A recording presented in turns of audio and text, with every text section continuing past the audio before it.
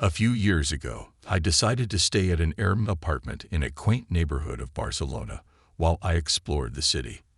The apartment had its quirks, like creaky floors and an outdated bathroom, but it was manageable.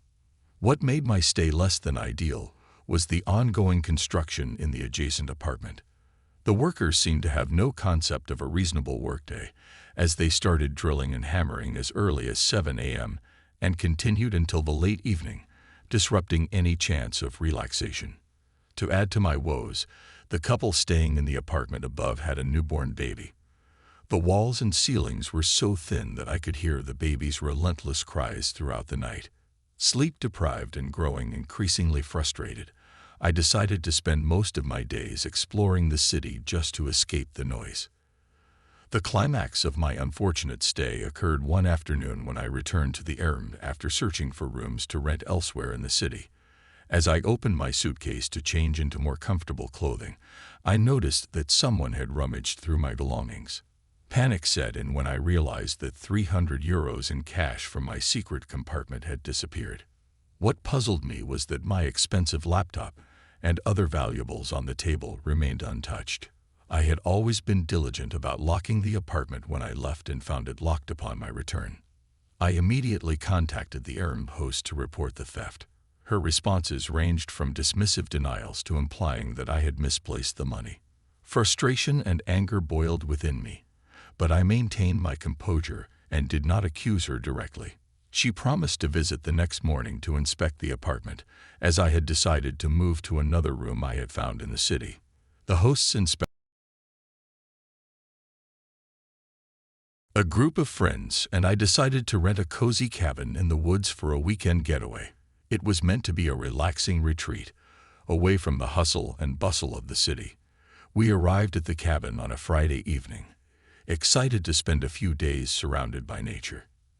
As soon as we settled in, we noticed that the cabin had some quirky and eccentric decorations, like vintage taxidermy and odd-looking paintings.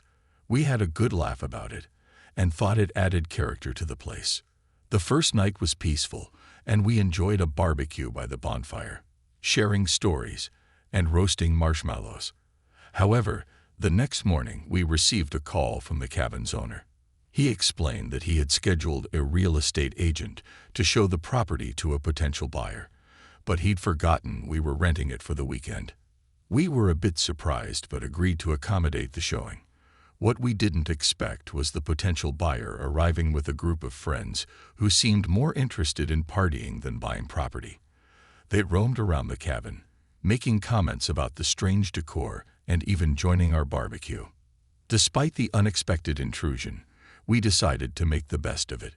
We all ended up having a great time, sharing our favorite cabin stories, and even inviting the potential buyers group to join us for the rest of the weekend. In the end, it turned out to be an unforgettable weekend, filled with unexpected encounters and new friends. It just goes to show that sometimes the quirkiest experiences make for the best memories. One year, I decided to break my tradition of being out of the country for New Year's Eve and opted for a trip to Mexico. I had a simple plan in mind: find a quiet place in Rosarito, away from the party scene, and spend the night reading. I had Don Quixote as my literary companion, and the idea of escaping the wild celebrations sounded appealing. I drove down to Mexico, crossed the border, and spent the day exploring the town, enjoying some local cuisine, and reading on the beach. As evening approached, I headed to the address I'd received from my Airbnb hosts. However, the instructions turned out to be a baffling maze that led me on a wild goose chase through the Mexican countryside outside of Rosarito. Wrong turns, endless loops, and hours of frustration followed. To make matters worse, I had no cell service, so I had to keep returning to town every 30 minutes to find a Wi-Fi spot and try to reach my hosts. But their unresponsiveness persisted, and after 3 exasperating hours, they finally got back to me, just as I was on the line with Airbnb, explaining my dire situation. One of my hosts, Mario, eventually came to my rescue, and I followed him to the house. However, when I arrived, It became evident that my room had been given away to a visiting relative, and the place was packed with people having a raucous New Year's Eve party. They assured me they had another unit for me, and I should not worry. As we ventured further into the neighborhood in the dark, we pulled up to what was supposed to be my alternative accommodation. It was a small trailer in the midst of construction, with an unfinished driveway.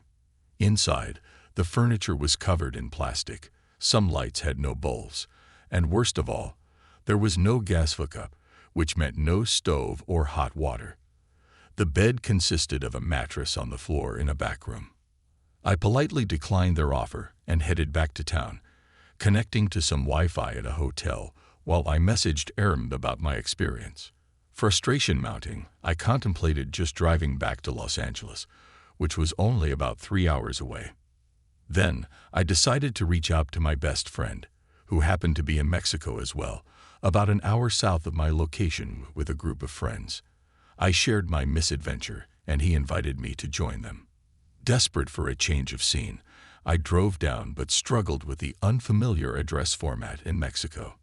When I finally found their place, I was welcomed with tequila shots, even though I wasn't a fan. At that point, I needed something to kickstart the night.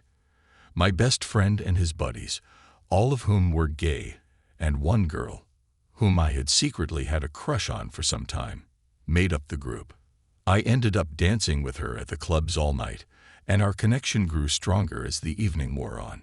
It turned out to be a New Year's Eve that I wouldn't soon forget, filled with unexpected twists and turns, and a little romance under the stars. Upon our arrival, we confidently entered the house using the provided code for the electronic door lock. We had made a pit stop to gather some groceries, necessary for our stay, and proceeded to carry them in. It was during this routine unpacking that I noticed something peculiar. The fridge was already stocked with food. I scanned the surroundings and spotted even more groceries and personal items in the kitchen. I called out, but there was no response, so we ventured further into the house. Imagine the scenario. You leave your home for the day, head off to work, and upon your return, you find complete strangers inside. That's exactly how everything appeared to us. Growing increasingly concerned, we hurried back to the car, fearing that someone might call the police on us. We immediately contacted the rental company, who reassured us and explained that the homeowner had mentioned he would sort things out, which evidently hadn't occurred yet.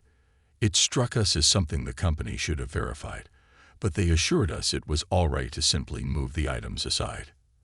As we began the process of clearing away the belongings into a spacious closet, we stumbled upon half-used bottles of cancer medications and some paperwork that indicated the homeowner had been undergoing treatment for stage 4 cancer.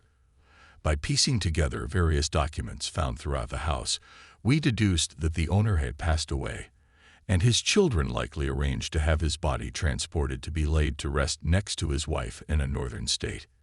It seemed they had gone ahead and rented out the property without ever returning to clear their father's belongings.